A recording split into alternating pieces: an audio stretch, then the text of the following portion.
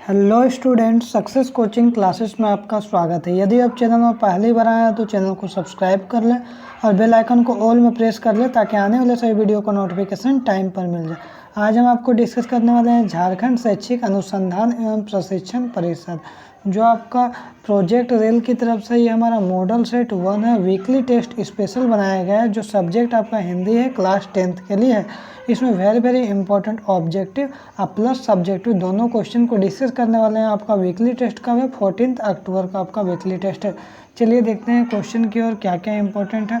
इससे पहले हम आपको बता देते हैं, यदि आप हमारे व्हाट्सएप ग्रुप से ज्वाइन होना चाहते हैं तो ज्वाइन हो सकते हैं 7667002171। इसमें आप ज्वाइन होकर इसका PDF ले सकते हैं। साथ ही साथ इसमें ऑनलाइन टेस्ट लिया जाता है, तो आप ऑनलाइन टेस्ट भी दे सकते हैं। और वेरी इंपॉर्टेंट ऑब्जेक्टिव क्वेश्चन हो या सब्जेक्टिव क्वेश्चन हो जो आपको बोर्ड एग्जाम का तैयारी करने के लिए इंपॉर्टेंट होगा, उसमें PDF डाल दिया जाएगा। आपको बहुत ही हेल्प होने वाला है इस ग्रुप से, इसलिए अभी तक यदि आप नहीं जुड़े हैं तो जुड़ सकते हैं। चलिए आगे देखिए, ये जो चैप्टर्स लिया गया है उत्साह और अट नहीं रहे, इसका जो लेखक है क्या? सूर्यकांत त्रिपाठी निराला है। याद रखिएगा, आपको एग्जाम में ऑब्जेक्टिव में पूछेगा उत्साह और अट नहीं रहे, इसका लेखक का नाम बताइए, तो आप क्या बोलिएगा? सूर्यकांत त्रिपाठी निराला बताइएगा। ठीक है, अब देखिए क्वेश्चन क्या बोल रहा है। कविता अट नहीं रही है किस ऋतु के प्राकृतिक सौंदर्य का चित्रण किया गया? तो याद रखिएगा किस ऋतु को किया गया है? ग्रीष्म ऋतु है, वन ऋतु है, शरद ऋतु है, वसंत ऋतु। तो याद रखिएगा किसका किया गया? वसंत ऋतु का किया गया। किसका किया गया? वसंत ऋतु का किया गया। आगे देखिए यहाँ पर बोल रहा धराधर किसके लिए प्रयुक्त हुआ है? तो याद रखिएगा धराधर किसके लिए? पृथ्वी के लिए हुआ है, आकाश के लिए, समुद्र के लिए, बादल के लिए। तो याद रखिएगा बादल के लिए प्रयोग किया गया है। आगे देखते हैं क्वेश्चन क्या बोल रहा है ना। कविता में बादल है, बादल नहीं है। कविता में बादल किसका प्रतीक है? भावनाओं का, सुख का, दुख का, क्रांति का। तो याद रखिए किसका प्रतीक है? क्रांति का प्रतीक है। आगे देखते हैं क्वेश्चन क्या बोल रहा है। आगे बोल रहा है कवि ने बादलों का आह्वान करते हुए उनसे क्या करने का आग्रह किया? तो बोल रहा है कवि ने बादलों का आह्वान करते हुए उनसे क्या करने का आग्रह किया? तो ना बरसने का, बरसने का, गरजने का, इनमें से कोई नहीं। तो याद रखिएगा किसका आग्रह किया गया था? बरसने का। इसका राइट आंसर क्या हो जाएगा? ऑप्शन नंबर 2, बरसने का आग्रह किया गया था। आगे देखते हैं क्वेश्चन में क्या बोल रहा है। कविता में जल का बरसना किसका प्रतीक है? तो याद रखिएगा शांति और सुख की स्थापना का प्रतीक है। ऑप्शन नंबर जो 2 है बिल्कुल राइट आंसर हो जाएगा। आगे देखते हैं क्वेश्चन क्या बोल रहा है।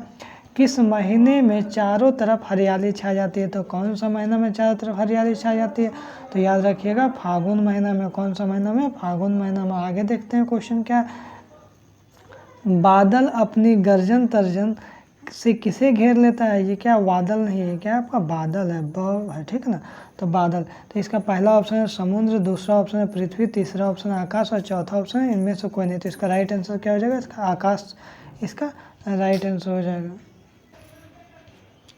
ये आपका टोटल 7 क्वेश्चन डिस्कस किए ऑब्जेक्टिव। अब देखिए यहाँ से आपका क्या है, ये सब्जेक्टिव क्वेश्चन आ गया जो महत्वपूर्ण एग्जाम के लिए आपका है। देखिए सबसे पहला क्वेश्चन 8 नंबर क्या बोल रहा है। प्रस्तुत कविता में कवि ने प्रकृति की व्यापकता का वर्णन रूपों में किया है। किन किन रूपों में किया है? तो देखिए इसका आंसर क्या होगा।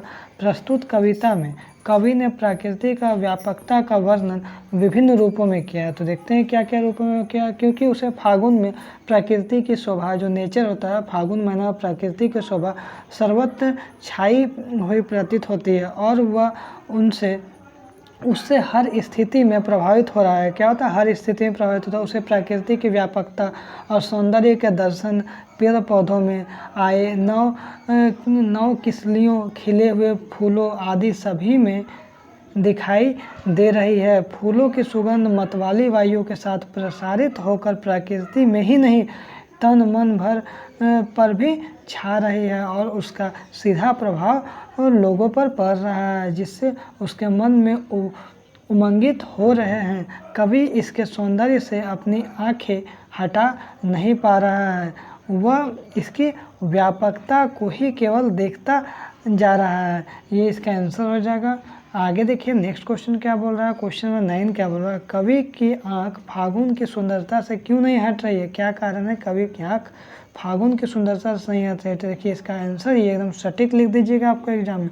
क्या लिखिएगा? कवि की आंख फागुन की सुंदरता से इसलिए नहीं हट रही है क्योंकि उस समय वसंत ऋतु का आगमन, कौन सा ऋतु था? वसंत ऋतु के आगमन से सारी प्राकृतिक शोभा मनोहारी एवं रंग बिरंगे हो जाती है। कवि का जो मन है ना, उस शोभा को लगातार देखने का मन कर रहा था, इसलिए वह इसकी सुंदरता को निहारता ही रहता था। चाहकर भी वो अपनी आंखें उस पर से हटा नहीं पाता था। ये इसका राइट आंसर हो जाएगा। हर एक इम्पोर्टेंट क्वेश्चन है, इसलिए एकदम नोट कर लीजिएगा और एकदम 14 अक्टूबर के लिए याद कर लीजिएगा। आगे देखिए, यहाँ पर बोल रहा है बादल से फुहार रिमझिम या बरसने के स्थान पर गरज के लिए कहता है क्यों, या गरजने के लिए कहता है क्यों? तो क्या लिखिएगा, देखिए कवि जो है बादल के फुहार रिमझिम या बरसने के स्थान पर गरजने के लिए इसलिए कहता है क्योंकि गरजना क्या है? क्रांति का सूचक। अभी तुरंत पढ़े थे, गरजना क्या है? क्रांति का सूचक है। कवि इससे सामाजिक जीवन में परिवर्तन लाने के लिए क्रांति क्या है उसका तब बताना चाहता था। हमेशा जानिए,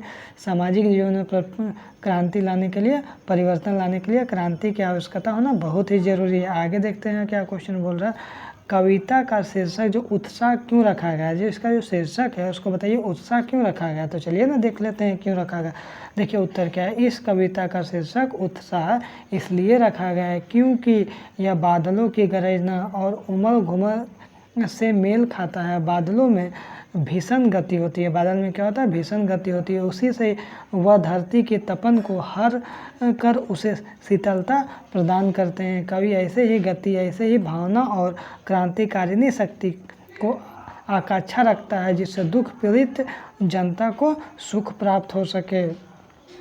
आगे देखते हैं क्वेश्चन क्या बोल रहा है। 12 फागुन में ऐसा क्या होता है जो बाकी ऋतुओं में भिन्न होता है? ऐसा क्या है फागुन में जो अलग अलग ऋतु से भिन्न होता है? देखिए क्या लिखिएगा, फागुन में वसंत ऋतु का प्रसार होने से सारा जो हमारा वातावरण है मादकता से पूरित होता है। उसकी यह मादकता और सुहावनपन उसे अन्य ऋतुओं से अलग कर देता है। फागुन में रंग बिरंगी प्राकृतिक शोभा से मादकता छा जाती है। पेड़ पौधे की डालें नवीन पत्तों से जहाँ सुशोभित हो जाती है, वहीं से मनोहारी फूलों से सुसज्जित होकर चारों ओर पावन के झोंकों के साथ अपनी सुगंध बिखेरने लगती है। पक्षियों का ही मानव मन भी उमंगित होकर चहकने लगता है। आगे देखते हैं क्वेश्चन क्या है। ये हमारा क्वेश्चन ख़त्म हो गया है। हर एक क्वेश्चन आपके लिए इम्पोर्टेंट है, इसलिए यदि आपको वीडियो अच्छा लगे तो लाइक शेयर एंड सब्सक्राइब जरूर करें। फिर मिलते हैं नेक्स्ट वीडियो में। Thank you so much.